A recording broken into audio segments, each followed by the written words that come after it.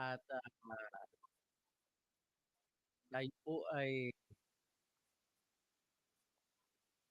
magbabalik at pag-discuss ng sa nais na si Digong Duterte.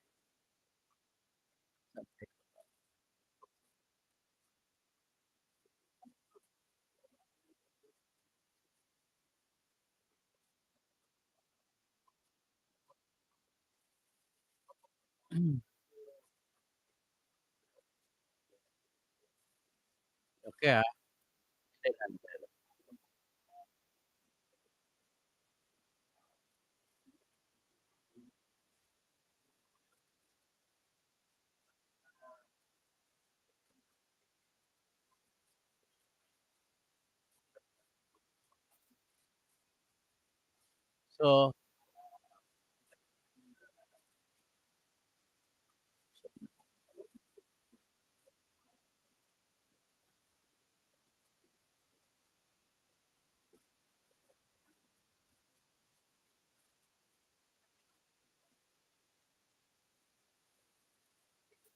So, ito po sa ngayon ang ating ibabalita na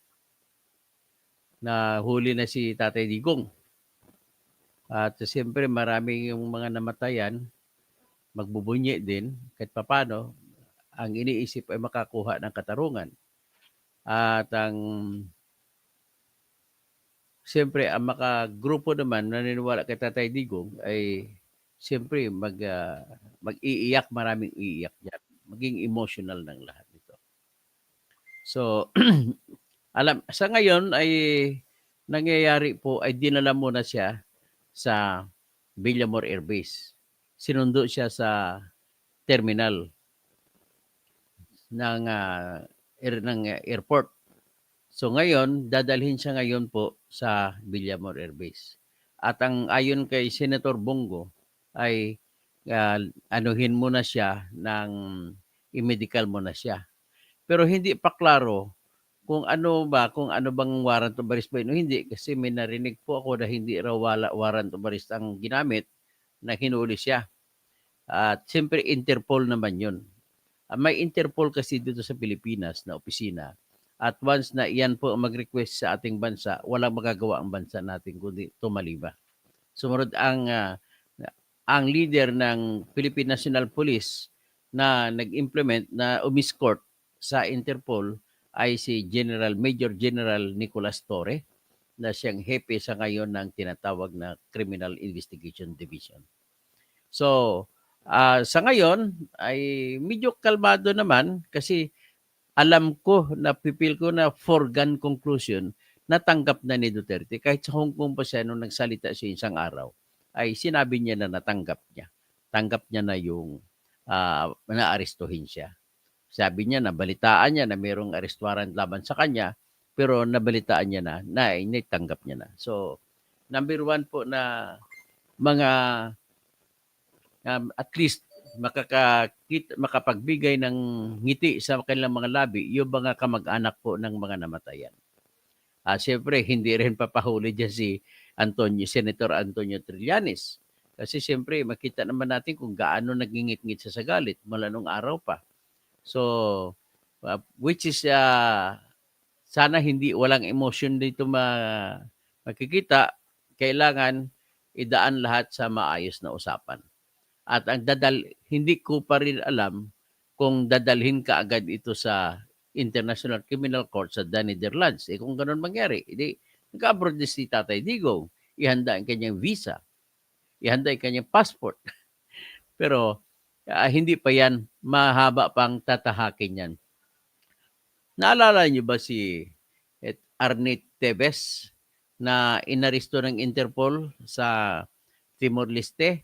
Ang haba pa hanggang ngayon, hindi pa po siya nakuha ng Pilipinas. Para sana siya ililitisin sa kaso na pagpatay na mahigit 9 katao. Pero ito naman, ang kay Mr. Duterte, ay kita mo ilang taon na ba, mahigit 1 taon na yung lumampas kay Tevez, ay hindi pa rin natapos. Kumbaga narinig ko pa nga si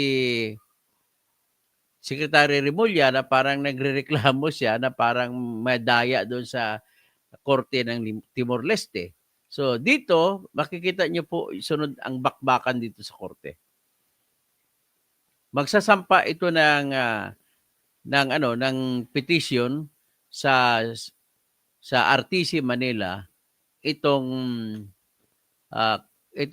yung si grupo ni Duterte kasi magagaling naman mga abogado niya, kikwestiyonin nila yung kung warrant of arrest man yun o subpoena ay kikwestiyonin nila yan. Tatandaan niyo po na sinabi ko isang araw, ang nilalabas po ng International Criminal Court ay pwede ring subpoena lang, napapuntahin lang siya doon. At pwede rin na warrant of arrest.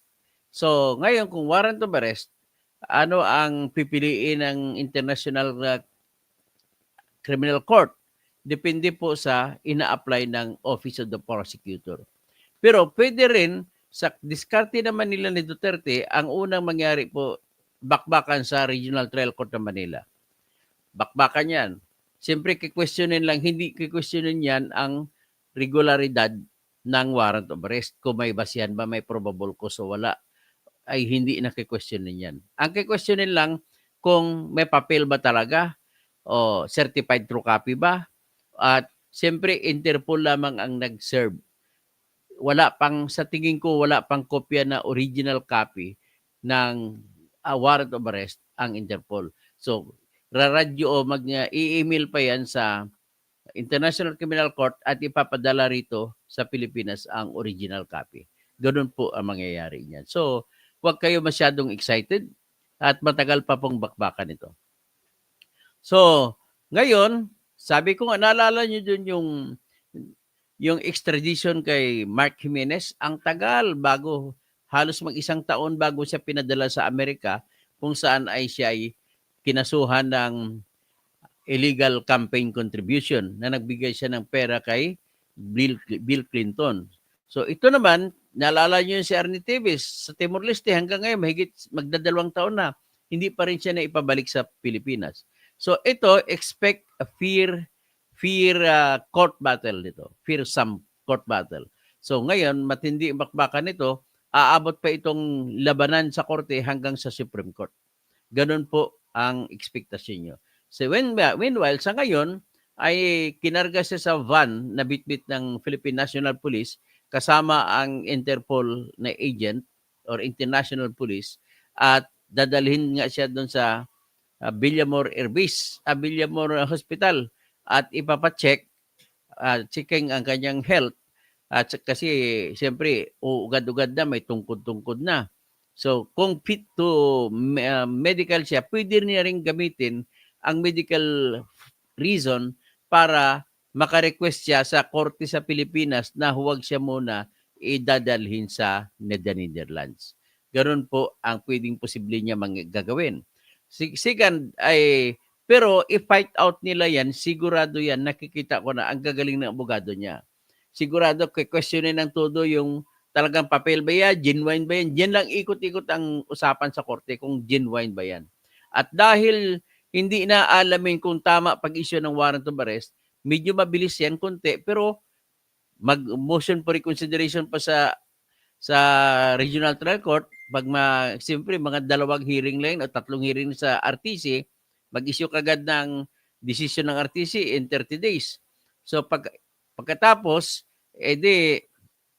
mag-motion for reconsideration si Duterte, ikot naman another 30 days, so 2 months na siya.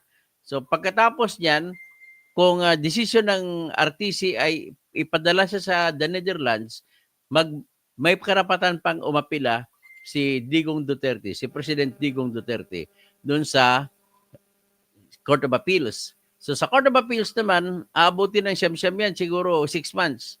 Tatagal yan 6 months.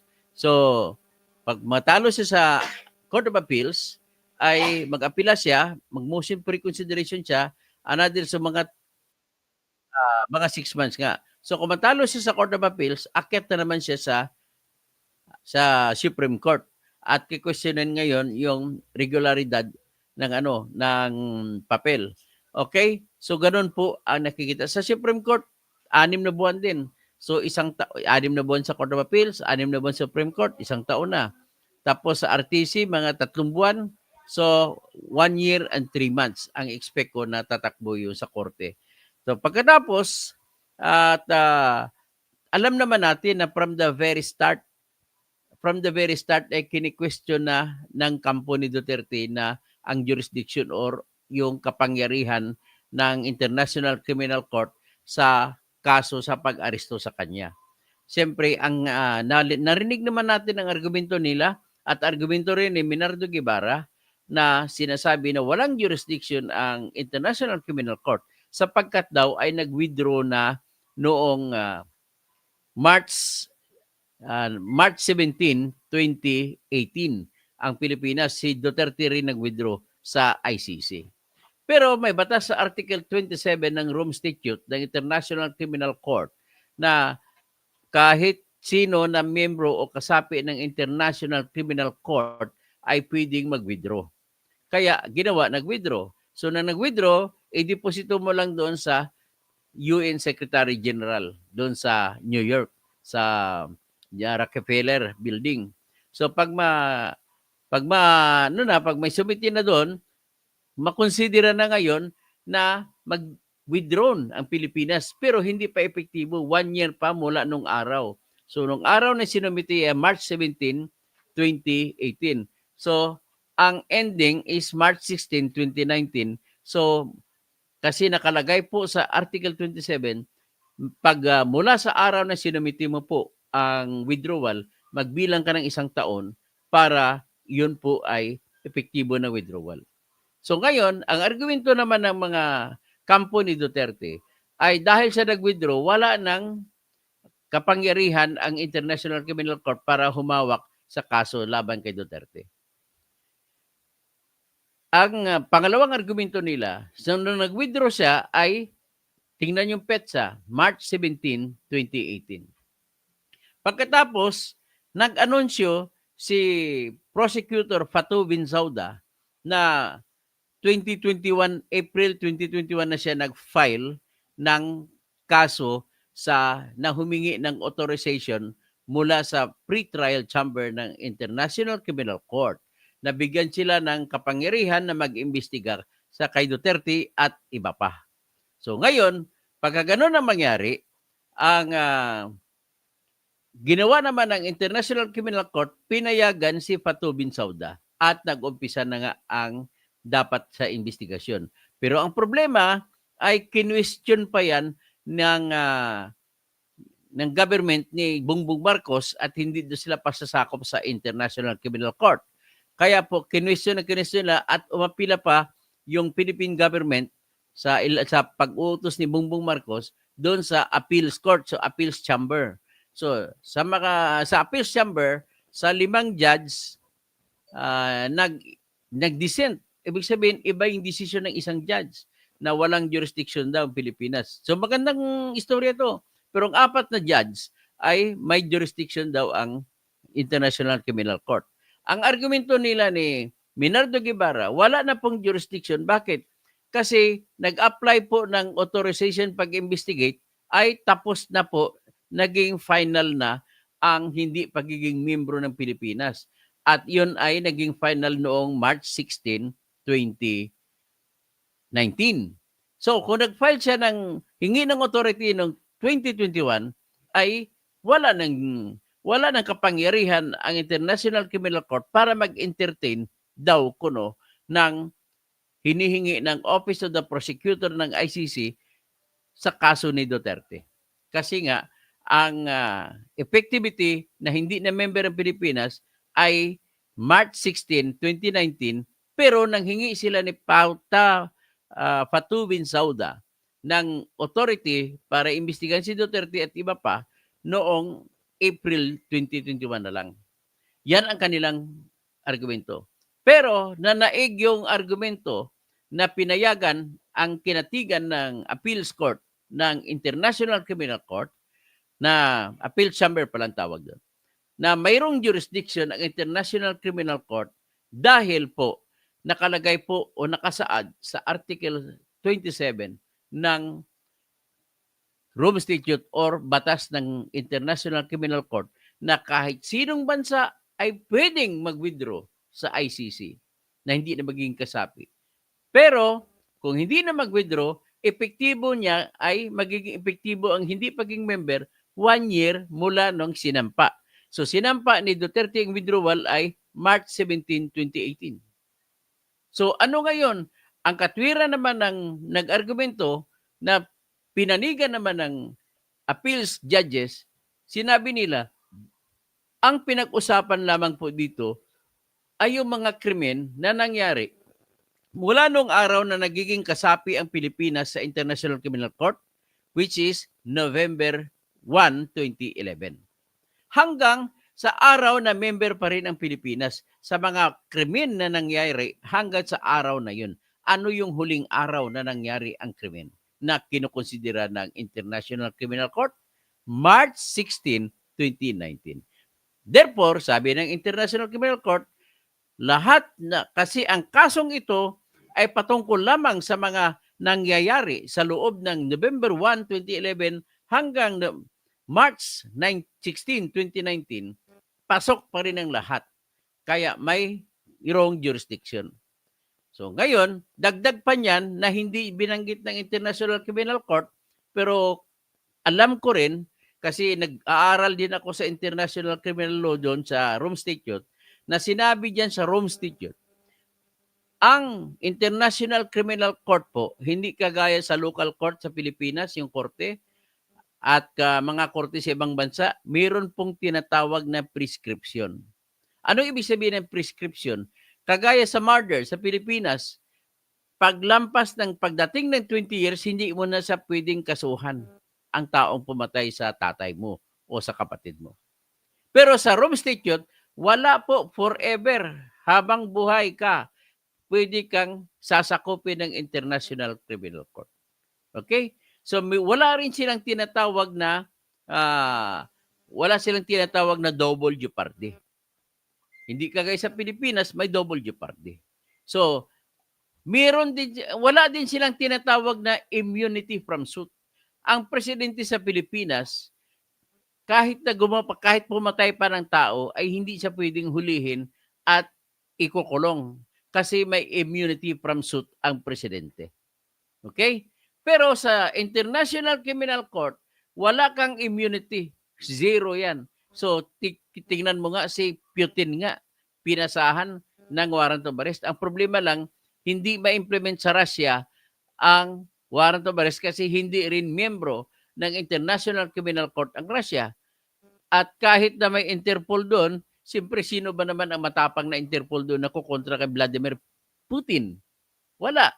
So ganoon din yung Prime Minister na si Benjamin Netanyahu sa Israel ay inisyuhan din ng warrant of arrest dahil sa pamamatay doon ng mga Palestinian doon sa Gaza. Pero hindi rin siya na-aresto hanggang doon sa Israel.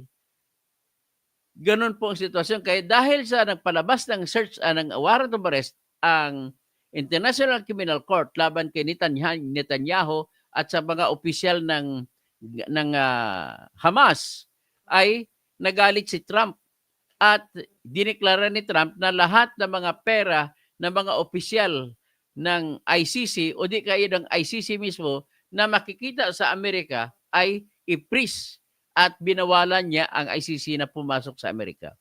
Nakakatawa, no?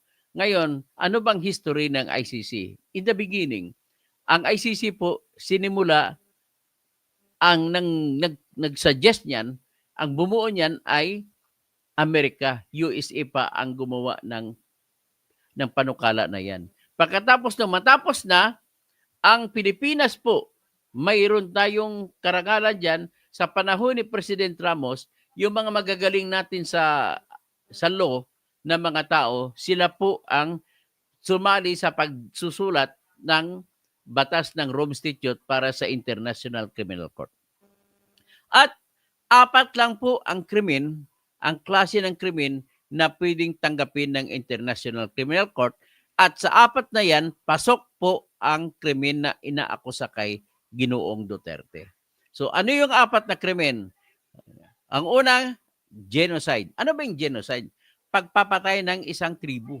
kagaya nung ginawa ni Hitler sa pagpapatay sa mga Hudyo, mga Jew. So, 6 million Jews ang pinatay niya, kaya yan po ang tawag diyan ay genocide.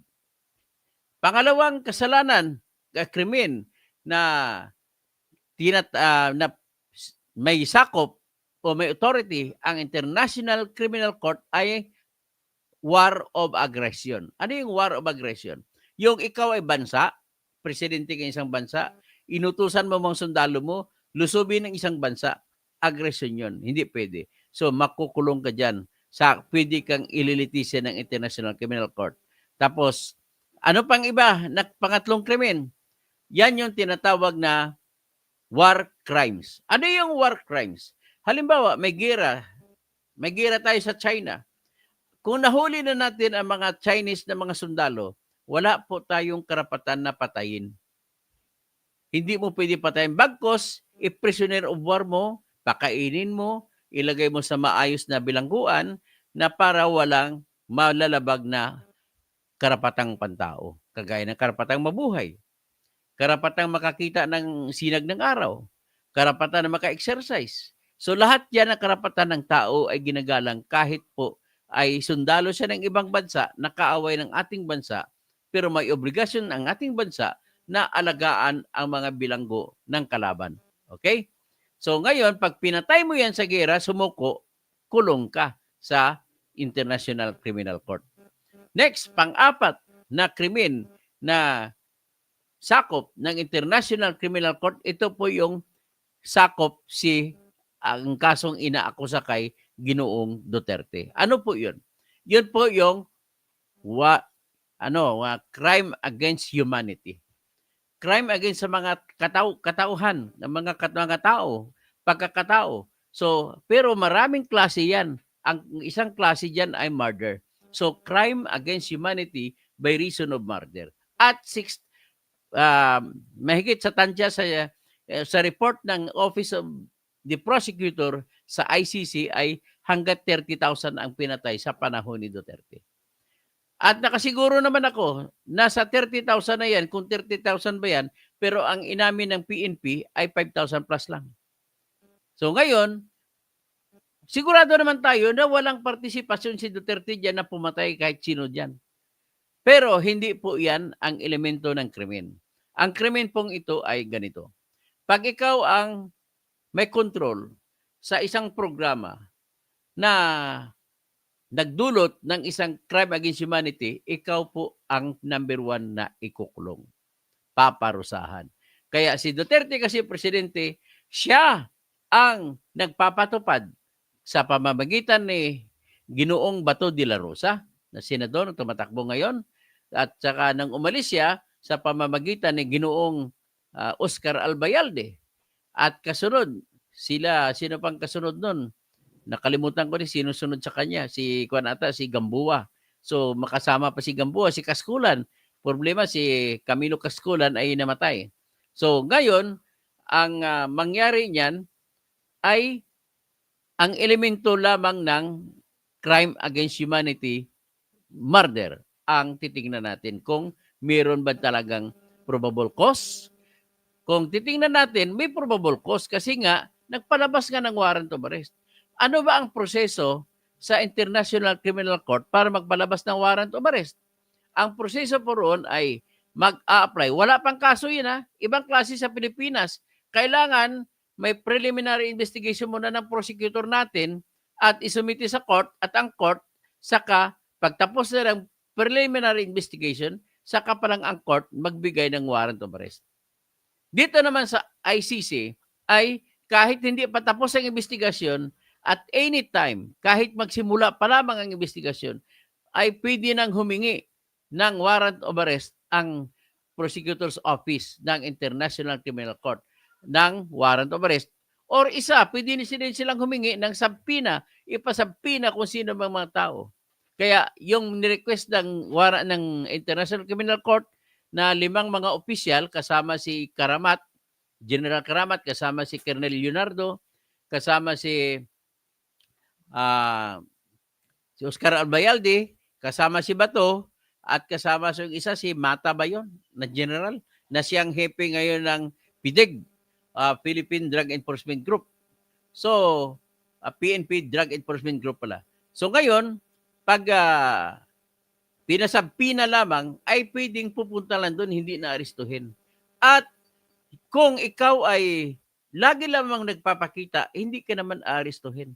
So, ibig sabihin, may chance pa ito si Duterte na ay argumento niya, halimbawa, talaga may jurisdiction, mag-alok siya sa international, sa korte natin sa RTC at i-argumento niya, willing naman ako pupunta doon sa Netherlands. Hindi na ako kailangan arestuhin. Kung may hearing, pupunta ako. So ipatunayan niya. O di kaya magbibigay siya ng piyansa, magbabayad siya sa ating korte ng piyansa, pero yung piyansa, i-deposit yan, i-deposit yan sa International Criminal Court. So ang International Criminal Court, kung magpapataw ng piyansa yan, mas malaki ng dihamak. So ganun po ang mga nakikita ko na mga labanan. Ito lamang po kasi ang chance ni Ginoong Duterte. So at least ang justice ay umikot, no, sa hindi po ito kawalan ng mga DDS. Bagkus, pasalamat din kayo at ganun po ang nangyari. Kasi kung ako naman tanongin nyo, ako po ay bumuto kay Duterte noong 2016. Pero gusto ko pangyayari na ganun para naman once and for all matapos na yung tinatawag na patayan. Alam ko mahigit 70% ng taga Mindanao ay maka-Duterte. Sigurado yan. At lalo sa Visayas, lalo sa Cebu. Sigurado yan. Pero kahit kapatid nyo pa yan, basta may kaso, ay suportahan mo lang, bigyan nyo mo ng moral support, pero harapin niya ang pag-inog ng kaso. At para malaman natin, dapat kahit kapatid pa natin na nakapatay, dapat ikulong. Ganon po yun ang ating gagawin dito. Kaya nga, with more reason, na nakikita ko rito, may positive naman ito na impact sa mga kandidato ni Duterte. Ano ba yung positive impact na nakikita ko? Although may negative, nagbubunyi ang mga anti-Duterte, pero may mga positive impact din. Unang nakita ko na positive impact ay hindi nyo na po makukumbinsi ang mga DDS voters na bumalimbing sa ngayon kasi emotional mga yan. Sigurado yan. Kaya sigurado po ako lahat ng mga senador na kumakandidato sa ilalim ni BBM, sisiruhin po yan sa mga 70% sa Mindanao, lalo na sa Visayas. Ganun po yan ang pangyayari. So, kailangan, kayo naman po na mga DDS, please lang, mas maganda pa, tulungan ninyo yung mga kandidato na hindi man maka-BBM. At please lang, huwag naman kayo bumoto ng mga kandidato sa inyo, sa DDS, na alam nyo naman na wala namang kakayahan. Kagaya kay Philip Salvador. Kagaya kay, sabi natin, pagpasensya natin si Bato, total naka-OJT na siya sa Senado. Si Bungo naka-OJT na siya sa Senado. Sino, huwag nyo naman iboto yung mga si Philip Salvador, si Willie Revillame, si Erwin Tolpo. Huwag nyo na iboto. Sigurado ako si Erwin Tolpo, galit na galit sa iyo ang lahat ng DDS. Kaya hindi ako naniniwala na totoo yung survey. Sigurado ako na galit ang lahat po ng mga DDS kay Erwin Tolpo. Kaya kung sino lang, kung number 1 ka pa rin, hindi po ako sold yan. Kung ako tanongin mo, may naniobra po yung survey na yan. Ganon din kay Ben Tolpo. Kasi ang tingin sa inyo ng mga Duterte supporters ay bumalimbing kayo, tumraidor kayo. Mas maganda pa yung kaibiganin mo yung kaaway mo kaysa yung kaibigan mo ay inaway ka. Yan po, diyan po ang nakikita natin. So, ladies and gentlemen, papasadahan natin ulit ito. Binigay ko lamang sa inyo muna anong posibilidad. So, maaring magsasampa kaagad ng kaso, kundi hindi pa, antayin pa nila yan. Pero timing ang kailangan. Kasi pag hindi nagsampa ng kaso sa RTC Manila, si Ginoong Duterte ay baka dalhin na kaagad niya sa the Netherlands. Anyway, nag-abroad naman siya. Pangarap ko makapunta sa the Netherlands.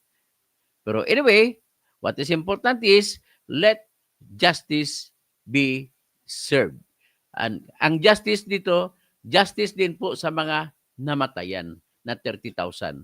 At justice din ito kay Duterte kung sa mga ibang bagay malilinis din ang iyong konsensya.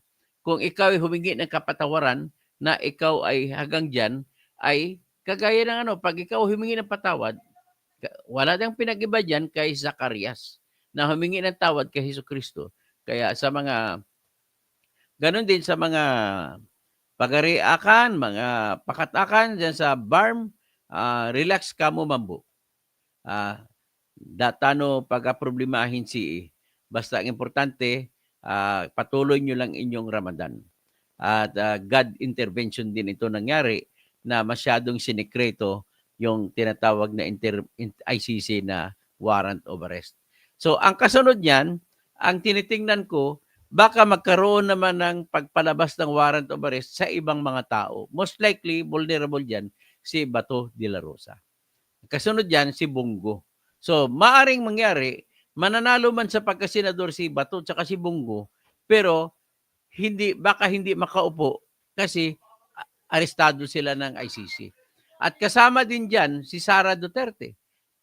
Tandaan niyo ang nagsumbong, nagbulaglag niya, nagbuyagyag si Arturo Las Cañas at lumakas ang kaso na binabanggit ni Arturo Las Cañas nung makapunta na roon si Edgar Matubato.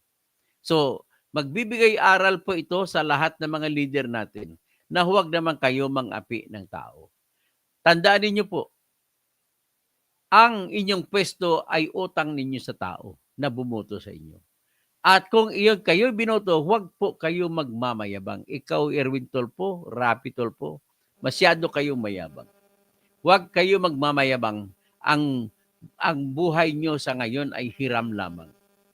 Ang tanging sukatan kung sino magaling at sinong hindi magaling ay kung mamamatay na tayo lahat. Sino ang tatanggapin sa langit? 'Di ba? So mga pagariakan, mga pakatakan ng mga Muslim, ganon din kay Allah. Dadalhin ka sa heaven. Okay? Kung sino ang maayos na ugali sa Pilipinas. Ganon po ang mangyari. So lahat kayo, at titingnan natin ito, makinig tayo lahat. Lahat po tayo rito ay makakuha ng laban, makakuha ng aral, na matinding aral na lahat ay magbubukas sa ating isip. So, sa ganitong panahon, hindi natin masabi na nakalamang na lahat ang kandidato ni BBM. Alright, sa lahat ng mga anti-Duterte, nakalamang siya doon. Sigurado ako. Pero sa lahat naman ng mga DDS na mga botante, sigurado po ako sisiruhin ang lahat ng kandidato ni BBM. Ganun po ang aking nakita dyan. So, ang sa akin lang naman is, tayo naman na sa third force, grupong Lenny, ay pag-isipan na natin, itudo na natin ang ating suporta sa mga kandidato na nakikita nyo na sa linya natin. Yung hindi DDS, hindi rin BBM. Sino yon? Number one na nire-recommenda ko po, wala nang iba, number one, at may katapatan sa bayan. May sinasabi na, may record na si Heidi Mendoza. Dating commissioner ng Commission on Audit.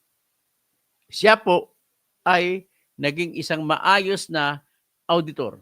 At siya ay tumistigo laban kay General Carlos Garcia na controller ng Armed Forces of the Philippines na nagnakaw sa pera ng Armed Forces of the Philippines. So yan ang kanyang record. Marami na pong death threat ang napunta sa kanya. Maraming alok na pera para umatras siya bilang testigo. Hindi niya ginawa. Kita mo, ng kumandidato, simple lang. Ang tanging ikinabubuhay niyan, wala po siyang yaman. Ang tanging yaman niya, yung kanyang pensyon bilang isang pensionada. So, ganun lamang po ang aking may ibibigay sa inyo na kaalaman sa bagay-bagay nito. Mag-antay po tayo ng kasunod. Okay? So, ako naman ay magbabati sa inyo lahat, no? Si Rafi Tulfo alias Polandit. Maganda yung pag-spelling mo. What is your legal view sa pagdakip kay Digong? Is this legal? Looks extra legal to me. Ganito yan. Kung legal man yan o hindi illegal, malalaman yan kasi sigurado ako ng mga abogado ni Duterte ay magsasampa po ng petisyon sa RTC. Ang kanilang malamang isasampa nila, pwede sila magsampa ng habeas corpus. Pagka petition for the writ of habeas corpus. So kung mag-writ of habeas corpus, i-require ng korte ng RTC Manila ang PNP at saka yung Interpol, magpakita kayo ng pruweba na tama ba ang inyong kaso? Tama ba ang papel nyo? Yan ang korte na rin ang mag-usisa niyan. Si Antonio Buensoseso, mabuhay. So, si Romel Garcia, magandang hapon po, Dr. Toto Bonyog. So, mayap agad panapon sa mga ating mga kabalen. Naimbag na malim, kada kayo amin sa mga kabsat ko. Tapos, si Karl Marx Short, tapos na Saywar, very good. Kulong na si Sir Digong. Okay. Ricky Paguyo, magandang tanghali, Attorney Doc, Engineer, Senador Toto Kausing, nanonood mula sa Quezon City. Salamat po, Ricky. Music Lover, good AM, Sir Toto at mga katoto. Rico Evangelista, Dr. Engineer Toto, ano masabi mo sa nasa aresto ni Duterte? Let us thank God. Thank you, Lord. Bakit at gano'n na nangyari? At sa nag-speech pa lang ni Digong doon sa Hong Kong, sinabi niya na harapin niya. Hindi siya umatras, hindi na siya patumpik-tumpik pa. So let us give him the credit. Give where the credit is due. Ganun lagi ang aking pamantayan sa buhay. Rico Evangelista, Dr. Engineer Toto, si Lorenzo Mercurio, yeah, finally justice is here. Duterte needs to pay for all his sins and abuses. Camilo Padilla, may nabasa ako sa isang vlogger, may nakahanda daw na Air Force plane para dalhin si Pili sa Netherlands. Gaano kaya? Hindi pwede. Hindi po ganoon kadali yan. Magdadaan pa po yan sa proseso sa korte. May karapatan pa si Duterte na magsampa ng relief o tinatawag na remedyo sa korte natin. Hindi naman pwede kagad-agad. Music Lover, bakbakan na sa korte yan at sa ospital, Taktikang Gloria. So Antonio Buensoseso, mabuhay. Music Lover, Gabs Jeremiah, si Bato at Bongo, sana hindi magtago, ipakita nilang tatapang nila, mas matapang pa kay Duterte. Gregorio Babaran, Katay Digong. Music Lover, hindi raw kayang arestuhin dahil sa kalam, magkagulo raw, sabi ng mga DDS. Wala namang gulo. Let us give the credit to them na walang nang gulo. Ricky Paguyo, Sara dalhin na siya sa Netherlands. Janina Robles, Toto Kausing, kaya natin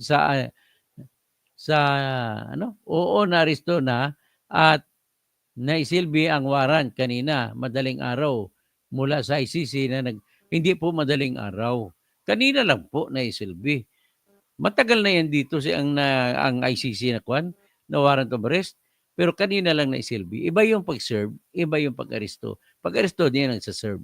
Pero yung parating pala dito, pag hindi mo nakita si Digong, okay? John Paul, thank you, soon to be Mayor Sani Trillanes ng Caloocan at PBBM. Admin, nagkakaroon ng katarungan ang lahat ng biktima ng AJK. Tapos si John Paul, thank you, soon to be Mayor Sani Trillanes. Ulit-ulit lang. Georgie, Taldo Hamero, sa lawaran po, confirm na. Okay. Music Lover, technicalin ba? Hindi naman technical. Titingnan lang yun sa korte, sa RTC natin. Ani Gonzales, watching. So, good morning. Noy Itchy, nakasubaybay po kami, Sir Toto. Salamat po. Jerry Pagirigan, God bless you, sir. Gia, Music Lover, tama naman na dapat mangingibabaw ang due process kahit mismong si Digong ay hindi kumikilala dyan. Angelito Pajardo, Timson ni Duterte, my way. Helen Baguio, naimbag nga bigat mo, Senior Doctor, Engineer Toto Kausing, ingat po palagi. Music Lover, Gia, good noon, Sir Toto Kausing.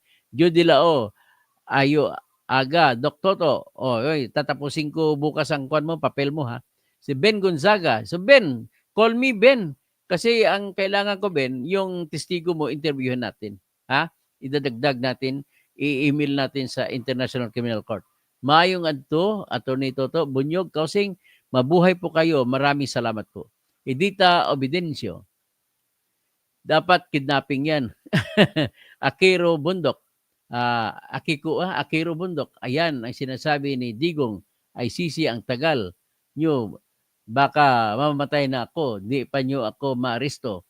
Yan ang, so, 80 years old na siya ngayon, so hindi pa matapos siguro ang trial, baka nga, kung magna-90 siya, makukulong pa rin siya. Si Edita Obidencio, I don't believe Marcos uh, Marcos he's a traitor. Marcos Melchor Piñalosa, ang ganda ng paliwanag mo, Engineer Toto, bakit iba pa ang paniwala ng mga DDS? Dapat maano na kayo, suportahan niyo ng moral support si Tatay Digong, di ba? Ganun lang kasimple.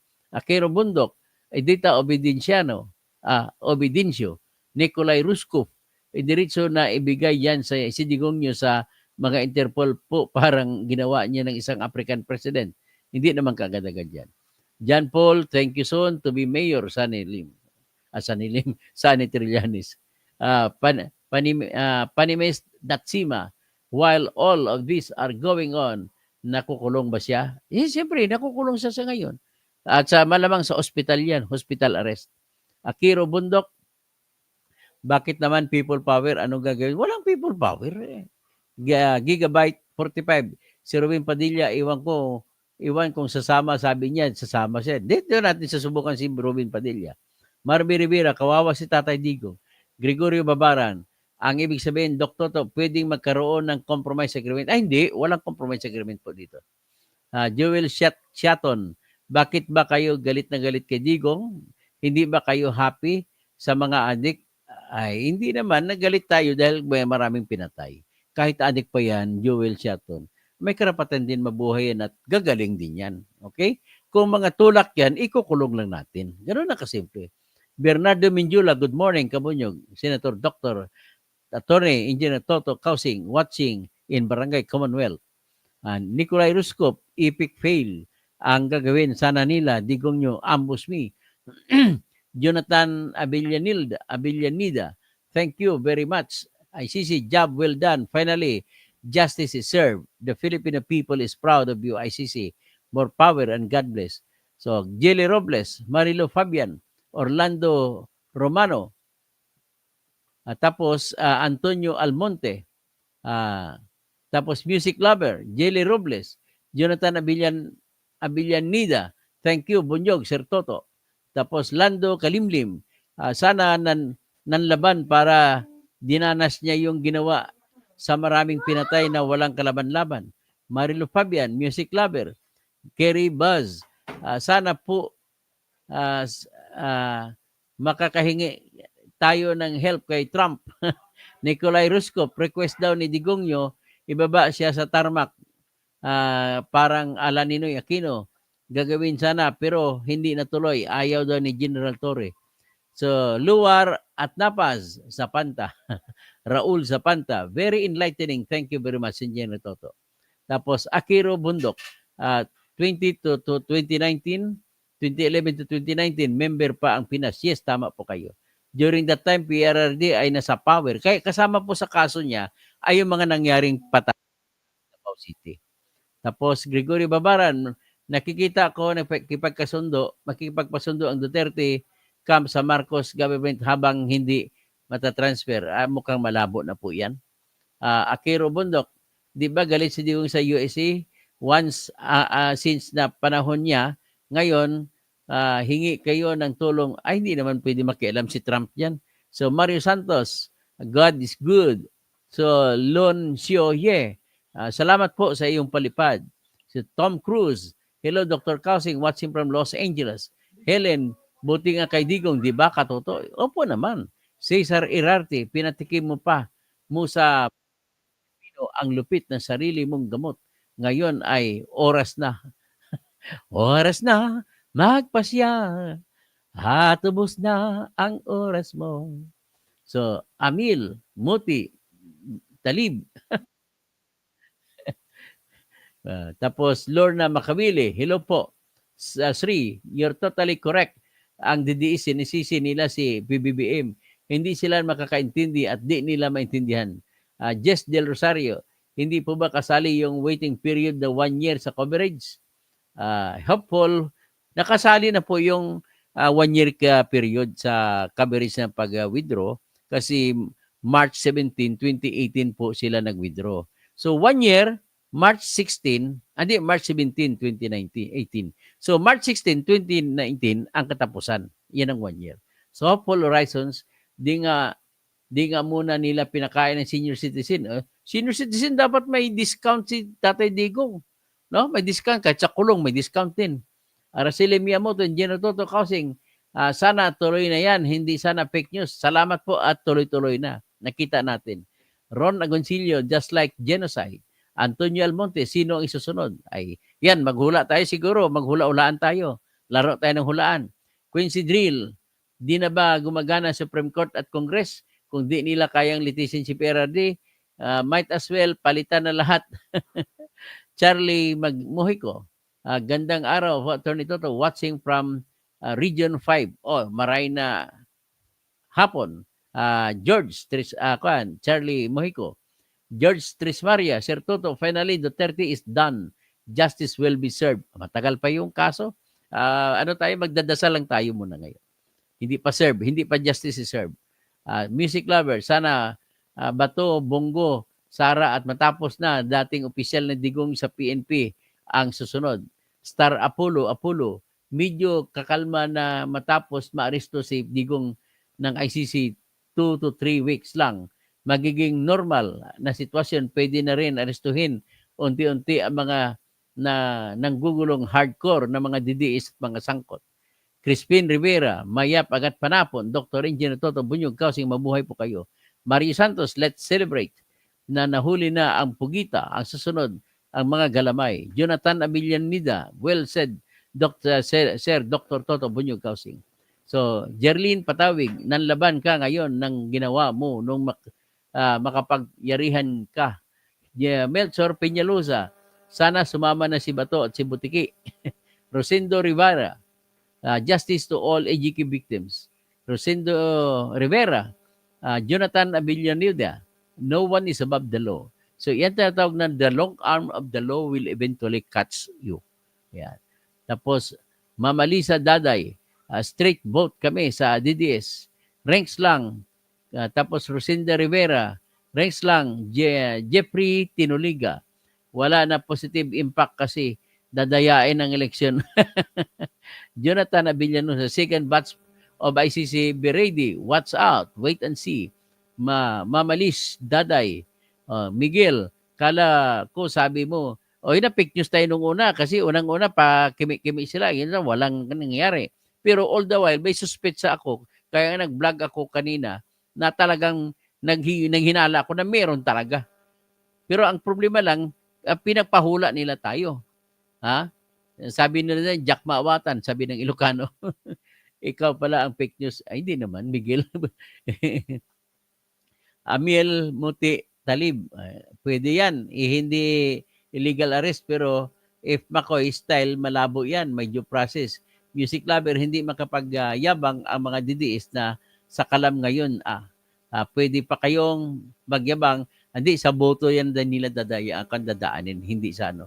Sa Akero Bundok, yan kasi ang style sa Davao ni Digong. Patay doon, patay dito. Walang due process. So, Lethon Salvacion, justice for all the drug addict victims. Star Apollo. Lahat ng mga naghunyango sa loob ng gobyerno ni BBM. Lahat naman yan, mga kandidato ni BBM, puro DDS naman yan eh. Sila ni Bong Revilla, Lito Lapid, si Cayetano, si Camille Villar, sino pa? Tol Tolentino, sino pa? Si Lito Lapid, si Amy Marcos. Sino pa bang ibang kandidato niya? Si Pacquiao. Sino pa? Hindi, kalimutan ko ng ibang kandidato. Ranks lang, thank you Lord, matagal nang umiiyak, sumisigaw ang hustisya. Jonathan Abillanida, ranks lang, tapos sino pang iba? Bert Tuco, Francisco Reyes, Toto, kailanman di magbabago yan. Sino pa? Virgie Alberto, masaya ako na bigyan ng justice ang pamangking ko na pinatay sa tukhang. Masaya na rin ang aking kliyente na si Teresa Magbago de Vera. Kasi ang pamangkin niya na si Royet, babae, at ang asawa ni Royet ay pinatay po doon sa Lian, Batangas, sa loob ng kanilang bahay. At pinatay sa harapan ng kanilang maliit na anak. Gayon may muwang ng mga anak. Okay? Mamerto Laurente, natupad ang pangarap ni Robin na sumama sa ICC. Siyempre, samahan niya pero naka-hotel siya doon. Magpapakita lang siya tuwing may hearing. So, Antonio Almonte, one for all conspired with Duterte, magsasama kayo sa kulungan. Renks lang, Boboy de Chavez, tuwa-tuwa ang mga drug addict at mga NPA. Dada, bakit magyabang? Jonathan Abiliana, thank you, ICC and attorney, Conte, job well done. Star Apollo, sabi niya, kailangan na kagyat na ng platapormang pang-ekonomiya, ibaba agad ang presyo ng mga pangunahing bilihin, may kulang G. Gamot para sa hindi mapababa. Very corrupt po yung BBM admin. Tapos Jonathan Abelanida, Sir Toto, mabuhay po kayo. Ramon Digia, di naman lahat ng kandidato ni BBM ay ibuboto ng tao, lalo na yung pabalik-balik ng mga senador na wala namang nagawa sa bayan. Ang pagsasalang ng ang pasasalang yung iba diyan sa pera ng bayan. Tama po kayo. Heaven with 72 virgin. Tama, yan ang sakwan sa Muslims. Papabigyan ka ng kwan ni Allah, you will be given 72 virgins in heaven. Pero hindi ako niwala dyan. Iba siguro ibig sabihin. Renato Adjoba Overo, malapit na matupad ang pangarap ni Bad Boy. Rene Raganas, tama lang sa kanya mabubulok. Buboy Nogay, tapos music lover. So ngayon, Bernie Pinto Sr., Bert Tuco, wag mo muna kayo mag-celebrate, hintayin ninyo ang after effects. Yan, puro siguro natutuwa pa kayo kapag nagkaroon ng matching ng kaguluhan na ating bansa. Susan, yes, iboboto ko yan, Doc, si Madam Mendoza. Jericho Romano, iboto mo Kausing. Galit ata sa akin ito. Rene Raganas, pagbabayaran niya ang mga kasalanan. Jonathan Abillanada, Boboy Nugal, Dadada, Amil, Bert Tuco. Hi. Hi, hello. I'm Wish. Hot oil. Lauda Espirito, galing attorney engineer to, Kausing, kaya natin to. Patas sa comment, salute sir. So, tama po, dapat patas lang tayo. Smooth Jazz. Tapos Aris Macabulos, oy, may apagat pa naton. May idol, attorney Toto. Ben Gonzaga, watching from General Trias, Cavite. Ben, contact me after I may live. Tawagan mo ako, mag-usap tayo. Mario Torres, isunod na yan, iba at yan nandadaya sa eleksyon. Dapat nga maghimagsik na tayo mga butante. Rogelio Tapado Orsolita Trio.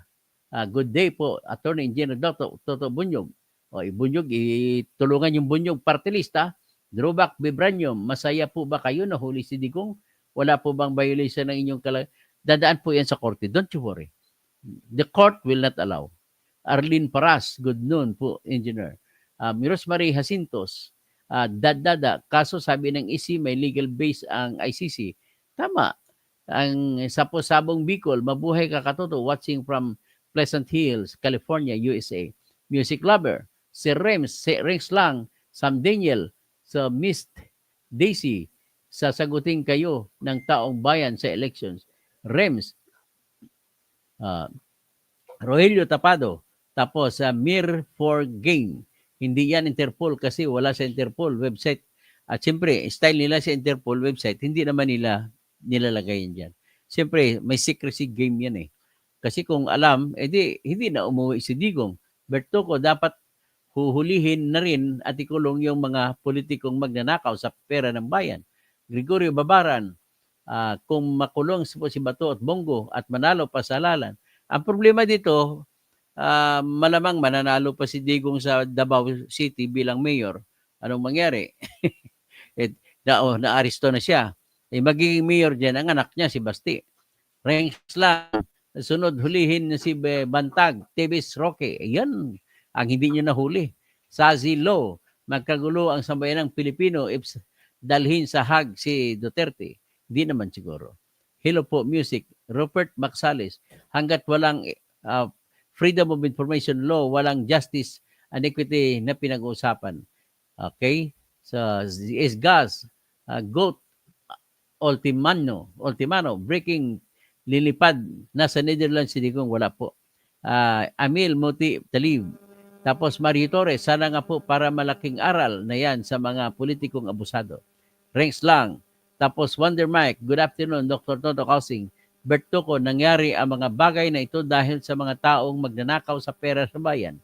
Nikolai Ruskov, Mayor Alfredo Lim, popular, no one is above the law, therefore none and otherwise none at all. Yan ang sinabi niya. Sen siya.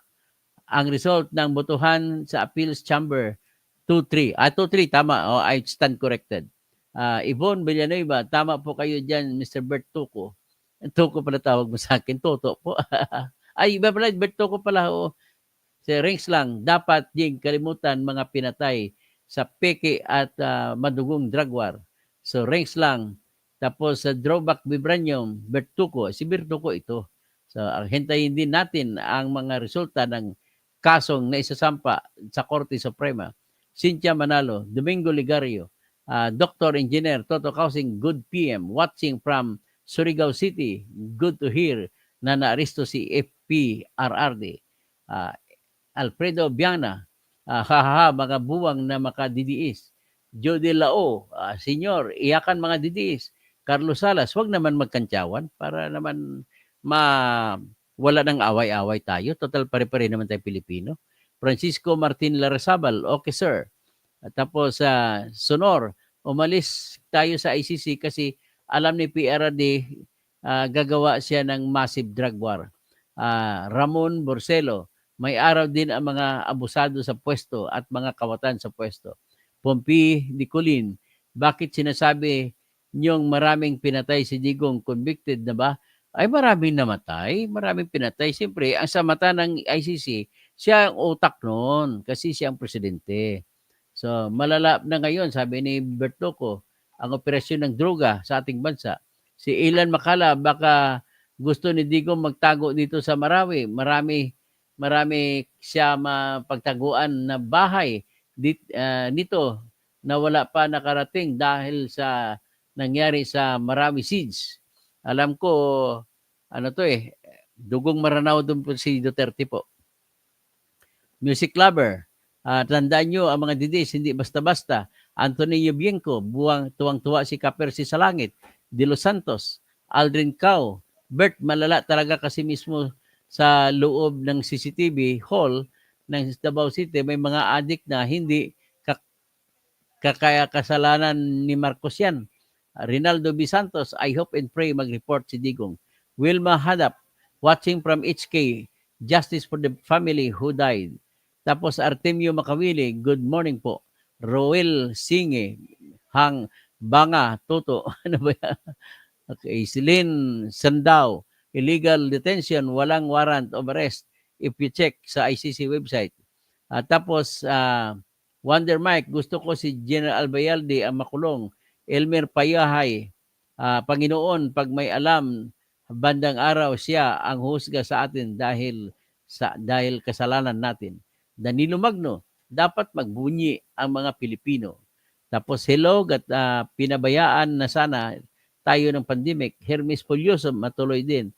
815, 75 channel, DDS pa rin. Emerita Jonilia Riuha, salamat Atty. Toto Kausing sa mga malinaw na pagpaliwanag. Alolaya, Polo Carpio, next impeachment naman, Tessa Lee, tapos Pompili Dikutin, pangaralan mo Kausing ang follower mo na inusinti pa si Digong hanggat di pa napatunayan. Inusinti pa si Tatay Digong hanggat hindi pa natapos na sentensyan. Ganun po yan. Toto Alilaya, wala naman sana mangyaring masama kay Tatay kapag namatay yan sa heart attack tapos na ang Marcos family. So, soothing and meditation. Kakaingit naman si Digong kasi nakapunta pa sa Netherlands. Libre pa. Libre kain, libre patirahan, lahat. Malamig pa doon. So, Alolalya, Rinaldo Orayan, tumba nyo na yan. Jubay, today is a day of infamy. Justice for Tatay Digong. So, Alolalya, Akiro Bundok, Alejandro Limocon, mayroon talagang justice sa nangamatay. Polo Carpio, Melchor Peñalosa, Teodoro de la Torre, Buzz Partner, Alolaya, Crispin Rivera, Amado Salisi, Rossi, Alan Sarte, Gregorio Babaran, Benjamin Quisio, Von Villanueva, tapos Agustina Morales, Ogie Amorado, Edgardo, tapos Alolaya, hello, sobrang daming matalino sa Pilipinas. Tapos music lover, Cheryl Andres, si Vance, tapos Larry Asis, tapos si, sino pa? Hello, nabasa ko na. Japina Fabricante, tapos Pinoy Fan TBPH, tapos sino pa? Corazon Sabanal, Alberto Sanggalang, Al Olalia, Rudy Zapuez, Alexis Lirio, kung nahuli na ang ulo, kasunod na ang mga galamay. Tapos Boots, makaduterte ako, siya ay ang binoto ko, pero yung ginagawa niyang kaibigan sa Chinese drug lord, nawala ang paghanga ko.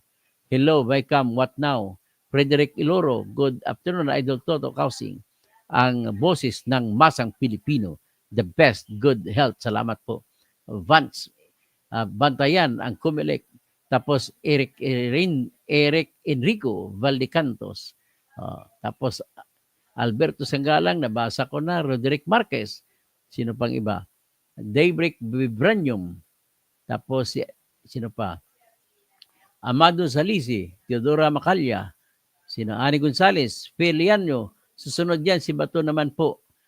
Tapos Shelly Kudal, tapos Music Lover. Dami niyo, hindi ko mabusa. Rod Correct, Bansi, Dads, Alberto Sanggalang, Nelia Tosara, sa Jun Kabayan Makabasco, tapos Banjul V, Jenny Jean, Rab Rats, Telma Mondigo, Dennis Das, Vice Beste Sagmita, tapos Fairly Polido, sino pa, Adrian Lopez, Anselmo Barone, Maraag Tangerine, Alameda, Rene Raganas, tapos Ed Sayes, tapos Music Lover, Alberto Sanggalang, Marilyn Smith, Steve Pasistol, Julius Casaligan, tapos si Ginny, Danilo Magno, Samurai, George Oy, tapos PDP Laban supporters, tapos si Alberto Sanggalang, tawag ko na, Charles Hall, tapos si Johnny Tundag, tapos Michael Aradani Perez, Selena Carpio, hello, Butch, tapos si Grace Laurio, tapos si Rudy Rabi Pastor, tapos si Bisacol Ko, Rodolfo San Jose, Charles Hall, tapos Rudy Pastor, Zachary Fernando. Okay, Danilo Magno, salamat po at magandang umaga po sa lahat ng mga DDS. Call lang po kayo. Sa lahat ng BBM, call din po kayo. We are all Filipinos. And let us now entertain the idea na magkakaintindihan muna tayo lahat para magkaroon ng edukasyon sa ating isip at para alam natin kung sino dapat iboboto sa darating na halalan. Maraming salamat po. Si Rodi Rabi Pastor,